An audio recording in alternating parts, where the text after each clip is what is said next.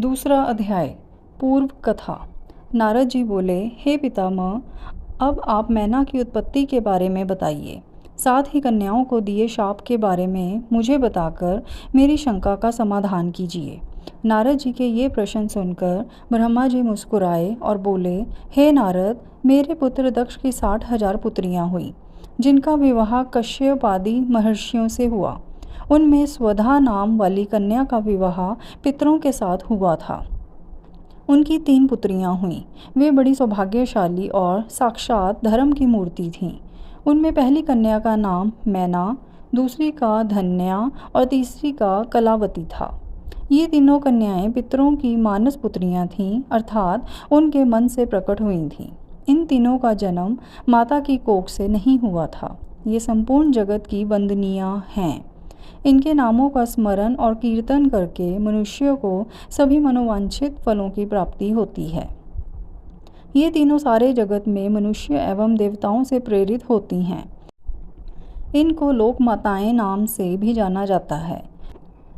मुनीश्वर, एक बार मैना, धन्या और कलावती तीनों बहनें श्वेत द्वीप में विष्णु जी के दर्शन करने के लिए गईं। वहाँ बहुत से लोग एकत्रित हो गए थे। उस स्थान पर मेरे पुत्र सनकादिक भी आए हुए थे। सबने विष्णु जी की बहुत स्तुति की। सभी सनकादिक को देखकर उनके स्वागत के लिए खड़े हो गए, परंतु ये तीनों बहनें उनके स्वागत के लिए खड़ी नहीं हुईं। उन्हें शिवजी की माया ने मोहित कर दिया था। तब इन बहनों के इस बुरे व्यवहार से वे क्रोधित हो गए और उन्होंने इन बहनों को शाप दे दिया। सनकादिक मुनि बोले कि तुम तीनों बहनों ने अभिमानवश खड़े होकर मेरा अभिवादन नहीं किया, इसलिए तुम सदैव स्वर्ग से दूर हो जाओगी और मनुष्य के रूप में ही पृथ्वी पर रहोगी। तुम तीनों मनुष्यों की ही स्त्रियां बनोगी। तीनों साध्वी बहनों ने चकित होकर ऋषि का वचन सुना।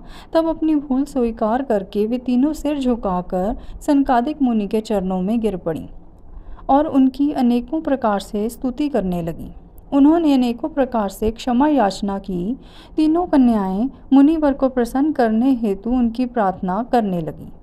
वे बोली कि हम मूर्ख हैं जो हमने आपको प्रणाम नहीं किया। अब हम पर कृपा कर हमें स्वर्ग को पुनः प्राप्त करने का कोई उपाय बताइए। तब सनकादिक मुनि ने बोले, हे पितरों की कन्याओं, हिमालय पर्वत हिम का आधार है।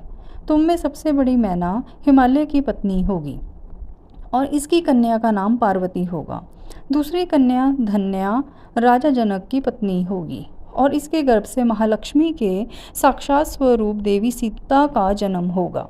इसी प्रकार तीसरी पुत्री कलावती राजा वृषभानु को पति रूप में प्राप्त करेगी और राधा की माता होने का गौरव प्राप्त करेगी। तत्पश्चात मैना व हिमालय अपनी पुत्री पार्वती के वरदान से कैलाश पद को प्राप्त करेंगे। धन्य और उनके पति राजा शीरध्वज जनक देवी सीता के पुण्य स्वरूप के कारण वैकुंठ धाम को प्राप्त करेंगे। वृषभानु और कलावती अपनी पुत्री राधा के साथ गोलोक में जाएंगे। पुण्य कर्म करने वालों को निश्चय ही सुख की प्राप्ति होती है, इसलिए सदैव सत्य मार्ग पर आगे बढ़ना चाहिए। तुम पितरों की कन्या होने के कारण स्वर्ग भोगने के योग्य हो, परंतु मेरा शाप भी अवश्य फलीभूत होगा। परंतु जब तुमने मुझसे क्षमा मांगी है तो मैं तुम्हारे शाप के असर को कुछ कम अवश्य कर दूंगा।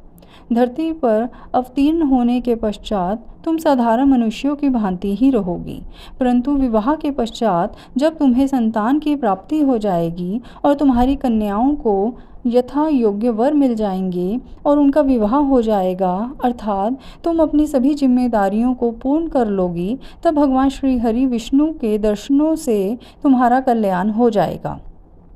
मैना की पुत्री पार्वती कठिन तप के द्वारा शिव की प्राण वल्लभा बनेंगी। धन्या की पुत्री सीता दशरथ नंदन श्री रामचंद्र जी को पति रूप में प्राप्त करेंगी। कलावती की पुत्री राधा श्री कृष्ण के स्नेह में बंधकर उनकी प्रिया बनेंगी। यह कहकर मुनि सनकादिक वहाँ से अंतर्धान हो गए। तत्पश्चात पितरों की तीनों कन्याएं शाप से मुक्त होकर अपने धाम को चली गईं।